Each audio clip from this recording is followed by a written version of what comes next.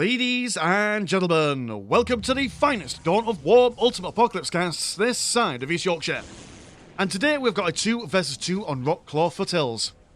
Playing on Team 1 as the Dark Eldar, we've got the Blast Furnace. I've got Tiger Shark playing as the Eldar. Also on Team 2 playing as the Inquisitorial Demon Hunters, we've got the Good King. And we've got Demi playing as the Sisters of Battle. So a quasi kind of theme going on here. It's the Drukhari and the Eldari making up some sort of Ynnari Wombo combo up against the Misters and the Sisters, bringing down the Imperial Justice and seeing what they could do against these foul Xenos. Now, two things to take into consideration in this game.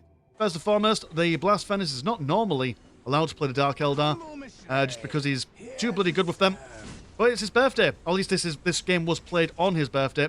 So happy belated birthday to the Blast Furnace, wonderful member of the community, as mentioned in previous games and such. And yeah, we'll just see if the birthday boy can make a wish, blow these candles out in the form of the Stormtroopers, and see if he can secure victory today. Already popping down some minefields to protect these strategic points over yonder as the missionary comes out. Over on this side, Sisters might have a bit of a difficulty trying to capture these middle points, as the Eldar, I assume, are probably going for... Oh no, you're going to go for some Dire Avengers. I thought we were going to go for Dark Reapers, or maybe they're in a later tier. Can't remember, in Ultimate Apocalypse, got some scholars reading their books and waving their swords off in the distance. Torch Slave not feeling all that pleasant about it. Andrek's very swift in Ultimate Apocalypse. We'll see if they can capture this bit. And just allowing the minefield to I mean, absolutely throw these guys all around, left, right and centre. With the classic Seraphins from Demi. But, I don't know, I mean, is your plan just to face check the minefield? They'll get rid of it eventually. Aliens going toe-to-toe with the Scholars. Scholars don't normally mind getting involved in close combat, but against Hellions, quite apt at cutting people down with their skyboards and their wonderful attack animations, flying around like the green goblins that they are. Mandrake's also not having a great time, as the Seraphins can manoeuvre around them, avoid their close combat prowess. The Avengers moving forward, quite apt in the long-range department. We'll have to keep these Seraphins away, keep them on the move. So they will be able to outshoot the Hellions so long as they keep fast and furious. Down over here, it looks like the Scholars have been turned into floor lasagna. The Stormtroopers go about their capping business and stuff. Haven't caught all their bits and bobs as of yet, as they've been pestered by the Drukhari. Oh, did the Scholars run over here then? Maybe they did. Or maybe this is a fresh squad of Scholars. Who really knows? This is supposed to be cancelled, as Ecclesiastical Servitors come over to have a fresh building place on top. Seraphins still being hounded by the Hellions, as we've now got some Guardian Defenders capturing the critical location on the left hand side. Both Ecclesiastical Servitors have been sent back whence they came, and about to see a Seraphim squad being wiped out here. Massively unfortunate. Also, the Mandrakes here have just been running roughshod everywhere, decapping everything, being an absolute pain in the backside. Southern team absolutely need to start, how would one say it, stabilising themselves, but seeing some minefields down over here as well. Blast Furnace being an absolute menace, as he is wont to be when he brings out the Dark Eldar. That's a sizable amount of Hellions. What are the options for these guys down here? I mean, your Stormtroopers are going to struggle against the Hellions, but if the Good King can survive into the later stages of the game and bring out those Grey Knights. Grey Knights, okay, yeah, fair enough, the Hellions will be able to do a fair bit of damage to them, but in a protracted firefight, they will certainly struggle to stay alive. Seeing plenty of Ecclesiastical Servitors coming over Battle Sisters. I mean, would Flamers be the idea? I mean, yeah, okay, it won't do amazing amounts of damage, but if you break the morale on these guys, it'll at least stop them from doing damage to you. 1 on 2 Scholars surviving by the skin of their teeth. Icon of Purification attempting to be resurrected, or erected even, by the Inquisitorial Demon Hunters. Stormtroopers once again being broken down. Mandrakes tying up the Battle Sisters. They've got a missionary inside their ranks. Some healing hands might help them survive a little bit longer. And there's the flamer. That's what I want to see. About one flamer on each squad. They can get 3 apiece. I assume you're probably saving that for something else. Tier 2 is on the way. Tier 2 for both teams. Or both players, sorry. Southern side. How are the guys doing over here? No, Tier 2. Just about to start. And Tier 2 has been... Well, sorry, Tier 1/2 down with the blooming tiering system in Ultimate Apocalypse. We'll never remember it. You can't make me. I'm old. Go about one system. Got some phosphorus grenades coming in. Which will be very useful. The Howling Banshees, love to see them. Jumping on in. Strong melee front line for the Eldar and Drukhari. Flames been fired everywhere. Beautiful effects on those flamers. Brings a tear to a grown man's eye. But not enough to fire and flame these scantily clad dames. And do like the Torture Slave. You know, I mean, yeah, okay, is it a Mandrake soul? But, you know, it might be an ally soul, but it's still a soul nonetheless. All fuel for the fire. Tower of Loathing will be taken down. And I imagine the Eldar and Drukhari are doing quite good on the economy. It's 204 and 60 and 148 and 49 compared to 128 and 32 and 154 and 39. It's not hugely behind in the grand scheme of things. These guys have decided to upgrade some of their bits and bobs at home. Also placing the plasma generators next to the listing post, which will give them a small economic boost. As what happens with the plasma generators in Ultimate Apocalypse. If you don't know, build them next to something, and it just generally improves the building. I've seen the Guardian Defenders upgrading themselves with Bright Lances and D-Cannon Grav platforms. So, yeah, that's a good combination of units there. Although, sisters, I've got a listing post over here that is currently not being occupied by the Xenos here. Plenty of flamers, look at that, glorious stuff. Fire, pretty good at killing things. All description with the exception of maybe vehicles. Oh dear, those Mandrakes trying to charge in. Dying pretty swiftly. Morale being broken by the Howling Banshees. D-Cannons focusing. Million booms in there. Heavy bottle to wonderfully placed. A good king making a suggestion for the next patch. I mean, might be unpopular with some people. Who knows? Get rid of Dark Eldar. What are your opinions? Let us know in the comments below. I'm not really bothered. It's clearly not going to do it, but you know, comments are always good for the engagement. Comment for the algorithm god. That's what they say. At least that's what one chap says. I see your comment. I massively appreciate it every time you do it. But Howling Banshees, yeah, keep on jumping in, screaming their heads off, breaking morale left, right and centre. The D-Cannons providing that long-range assistance. Got some sneaky striking Scorpions moving around. So yeah, plenty of melee focus from the Eldar. Don't normally see it, but I suppose if you've got the firing line to back you up, why not? Flashbang being thrown on in, as well as some phosphorus grenades. You also have a raider on the left-hand side, packed to the brim with Dark Eldar warriors. And a nice jump in there, knocking the ladies around. Do now start to see the Grey Knights from the good king. Hasn't been able to support the sisters too much. Now, as the Grey Knights start coming out, he should be able to hold his own in combat just a little while longer.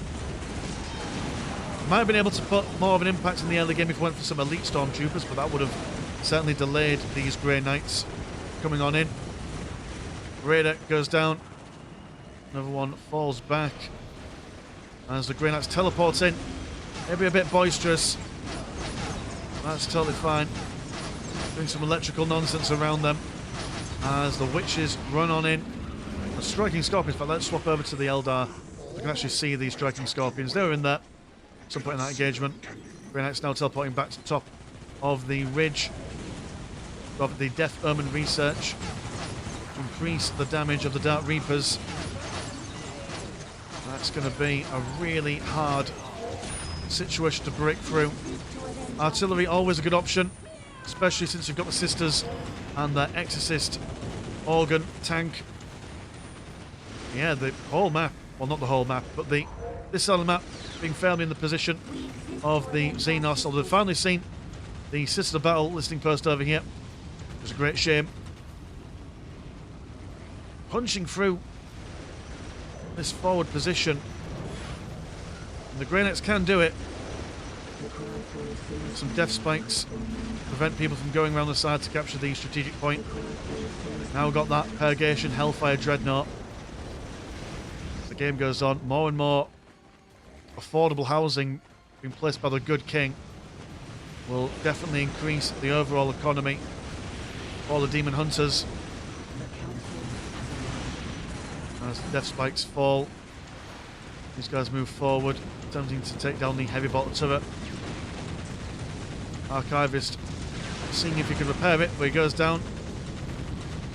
The bolter turret being sent to the repair shop. These guys take a fair while to take down these death spikes. Seeing the plasma cannon on the Hellfire Dreadnought as compared to normally seeing them go for the las cannon or an auto cannon, but plasma cannon is the choice weapon for today. I assume it's just to take out these blobs of infantry. Not seeing the Eldar really pushing too far forward. Maybe they're feeling a bit fragile, or maybe I assume they're just thinking, right, well, we've got the economic advantage, let's just tech up for as long as we can. And I assume that's probably what they are thinking about and going for. No point pushing too far forward and losing your advantage and your army size. May as well just chill out and gradually worm your way up. Kind of teleporting right into the middle and the midst of, that's a really hard word to say, right to the middle and the midst of the Eldari. Yukari now moving on the left hand side, flanking Raider as the Sisters activate all sorts of faith to bring down the Emperor's displeasure on top of them. Then we're all seeing the Yukari using their combat stimulants to keep active and stuff, sharing them with their Eldari friends. Well, morale also been broken by the global Dark Eldar ability, and it was a mighty fine push, but just too much for them to take on. The strike team over here covering the retreat for these Grey Knight strike teams. Also got the homunculus, who is just undulating in dark energies. And about to, oh, almost getting a squad up there, but not quite. Yeah, no, it's artillery, boys. That's usually the idea for Ultimate Apocalypse. If you're struggling to break through massive formation like this, soften them up. The softest of things. I mean, yeah, fair play. You've got to watch out for the swift manoeuvring to get around the side and the flanks and bugger up your artillery, but when Rockclaw Foothill, you can stick them on here. People start coming forward, you can pull them back. Start coming around the flanks. Well, you've got the flanks covered with units if you really want to. They must have something planned. Grey Knight's going to fall back. Starting to see a couple of extra HQs from all the players. More plasma generators. Tier 2/3 soon to come for Demi. Oh god, they're just pouring in from the left hand side. Grey Knight's trying to defend the Sisters of Battle. If they can shut one flank, they can then concentrate on the other. Will take these guys a while to break down the Order Malleus Tower, as it is a heavily fortified structure. They don't really have any dedicated anti-building weapons at the moment. So they've got time, there's no need to rush. They've still got their relic over yonder. It's not too bad. Striking Scorpions running forward. Also Howling Banshees jumping on in as well. Another Purgation Hellfire Dreadnought. D-cannons just ripping apart the very matter of existence. The Grey Knights don't mind. They've got the armour, they've got the health. Equipping themselves with more and more side cannons. See the Seraphins looking for some flanking manoeuvres, drawing away some of that firepower.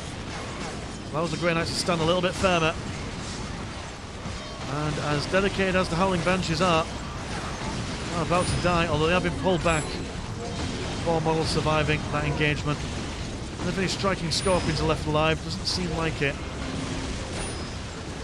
Grey Knights teleporting backwards for defensive purposes. And it's just a gradual pushback. It's a really solid defense there, must be said. Fair Dreadnought. And the gradual build-up of firepower should start giving the fragile Eldari pause for cause. We're going to stand here, see what they can do. Now all the weapons platforms are either dead or on very, very low health. So they have no other option but to fall back. And is there room for a counter-assault here? Not entirely sure. I mean, maybe a counter-assault to regain their lost land. Not to push any further forward, I don't think.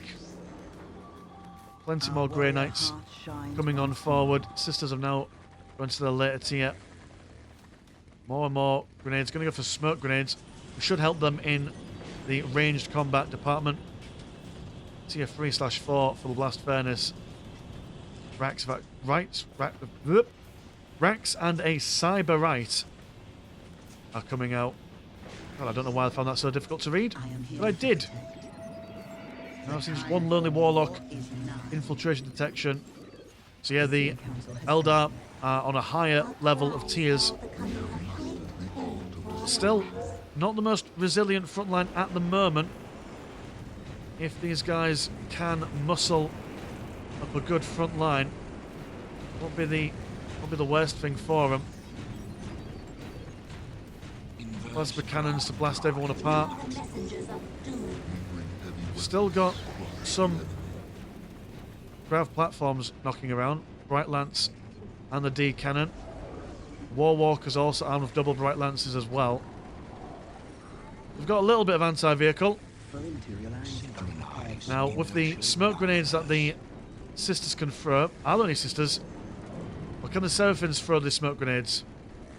They should massively reduce the incoming damage. It require a lot of micro from the southern team there to be able to get this going. Hellfire Dreadnought being repaired. Always phenomenal to see. Some power tier 2/3 for the good king. We are here to exact No one wants to push any further forward. Like I said earlier on, these guys have got the advantage. Why waste it? We could just sit back, relax, enjoy the moment. As some inspirational Instagram motivational person would probably say. There's the manufacturer. And yes, please, please, for the love of God, get the artillery in there. That's what we want. That's what we need. At the moment, I mean, we did see some aircraft earlier on. Oh, we've got the Raven over here. We're only really good against infantry, so might not be all that good at sniping out backline vehicles. I'm going to speed things up just a smidgen. Oh no, at the moment I decide to speed things up, people start moving. I've said all I need to say. For the moment, at the very least. Plenty of death spikes there. But the Dreadnought on the front lines just to absorb that initial bit of fire. Seraphins jumping straight in. Questionable manoeuvres. They've got the flames. They've got the grenades. Firing everywhere. The Rax and the Howling Banshees charging forward, but the Grey Knight's able to reposition elsewhere as Seraphim fall back. Poison corrosive acid thrown on the floor by the Dark Eldar, reducing the armour of the Purgation. Hellfire Dreadnoughts not seeing the smoke grenades thrown around anywhere at the moment. They really do with it. Soulstorm just knocking these guys around. We will teleport away. Flash grenades been thrown. Will reduce the accuracy of incoming fire. Soulstorm now moves over to the Grey Knights after they've repositioned. Falling back once again. Still trying to desperately hold off the tides of the Eldar. Now, I mean, what else can they do to hold them back for the moment. There she is. There she blurs, the Exorcist. Might be a little bit too late, but we've still got a good amount of Grey Knights. They've got one Seraphim, or they had one Seraphim, they now don't have a Seraphim. Maybe a Spirit. It still lives within us all. Focusing on the Order Malleus Tower on the front lines, actually. Probably not the prime target for them. Explosion coming in from, I assume it's the HQ where you get that ability from. It's going to deploy a turret, actually. So they've got two Astra Telepathicas just throwing out anything and everything that they can. More Grey Knights, more stuff. Also got an Exorcist Sanctorum, which is basically a whirlwind. You fire multiple rockets. You do fire multiple rockets. You're a little bit more accurate than the Exorcist. But look at that. Already breaking down a squad of fire dragons. Imagine having those vehicles earlier on. We're now seeing Grey Knights focusing on a Clawed Fiend over yonder. Spelling the end for the Southern team. Inquisition Watch broken down. There's another Exorcist Sanctorum is on the way in. Another Soulstorm. That's quite a short cooldown for that ability, but I suppose it does cost a lot of souls to make use of. Grey Knights just losing one by one all their structures. They're still alive, and all things considered, it's a very solid defence from the Southern team. There's potential for them to break a lot earlier, but still hanging on. They've now got Saint Arabella out. So, I mean, they've still got the Relic over here, so making use of them. Order Malleus Tower, though, covered in corrosive acid. These guys now need to push in, try and take on these close combat units before they do anything else. Here comes a Scorpion super heavy tank scooting on in. Just when you think the relic units of the sister battle can pull things back, the Eldar bring in the big tank, stubbornly holding on for every inch of land. Clawed Fiend barely taking any damage, now chasing around this Exorcist Sanctorum, does take him out. Grey Knights, man, they're still here. Can't take him out just yet. Order Malleus Tower begins to wax and wane. Redemptionists, perfect for going up against practically anything, especially demony stuff, I imagine.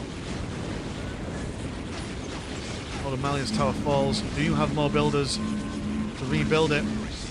Got that one builder. Can fly away, little builder man. Nope, he's dead. All that sad. Although he has rebuilt a... Are you Order Malleus Tower? Click yep. Yep, you are. Not dead yet. Just resting his eyes.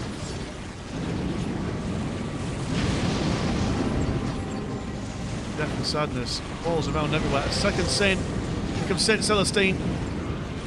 One player's going to pull it back. Could have been a super duper unit of the sister battle. She is just completely ignoring the void shield of the Scorpion super heavy tank. Going straight to business. Clawed Fiend also falls. This might actually be a potential comeback here. We've seen stranger things. And I believe these winged lasses, little fire prisms providing some firing support, but the angels of the God Emperor himself don't seem to care so much about the incoming fire. Also have these poor redemptionists just stuck in the middle of darkness and sadness. Scorpion tank is low on health. There's one missionary just battering off as many warp beasts as he can. It's folly for him, but he does his best. Reapers are now trying to be focused fired down by the angels, which will hopefully give the redemptionists a little bit more room to maneuver. Grey Knight still knocking around, focusing on the warp beasts as the racks continue to break down what remains of the Inquisitorial Demon Hunter stuff. Avenging Angels taking on the Raveners. And what a defense by the Imperial team here. Are their chances still slim? Yes. Are they still fighting uphill? Absolutely. But they live to fight another day. And that was more than I was expecting in that scenario. Phenomenal stuff. Wonderful positioning of the Grey Knights, making sure that they're teleporting out and around. Redemption is coming out in the nick of time. The artillery getting shots in where they can, and then just the Saints. I mean, where are you at the moment? One Saint has gone down. We've got plenty of money to get a new one as well. Although, mind you, you'll probably need to rebuild your listing post on the relic and to get another Saint anytime soon. Saint Celestine, just, if anything, probably just buying these guys some space. Another Soulstorm around top of these boys. It seems like the Soulstorm's been updated. Some sort of knockback ability. Don't remember that being in the previous patches. I should have really talked. Oh, by the by, if you're not aware, this is now the official, actual, proper release. This is no playtest. This is not the Ultimate Apocalypse your mother played. Oh, a brand new version. And have I read the patch notes? Absolutely. Do I remember anything about the patch notes? Absolutely not. So we're riding from the seat of our knickers here, boys and girls. St. Amabel is back out. St. Celestine on low health. The Avatar Arcane. Mighty melee combatants. Artillery firing away, but now we've also got two Eldar super heavy Scorpion tanks. If one was hard to deal with, two's going to be even more frustrating. Saints just doing what they can. Got quite the remarkably good regen, so it might be prudent for them to fall back. Not sure if this is St. Arabella's second reformation. Alright, you're out, but you don't come up on this side here. Right, okay, so this might be the second reincarnation of them. Might not be. Redemption is focusing on the Ravagers, however one wants to pronounce those names. St. Arabella has fallen. Morale been broken across the Sisters line. Incarcerator is pretty good, shooting a whole bunch of things, but not the most tankiest of things neither. Artillery been blasted apart by the super heavy tanks.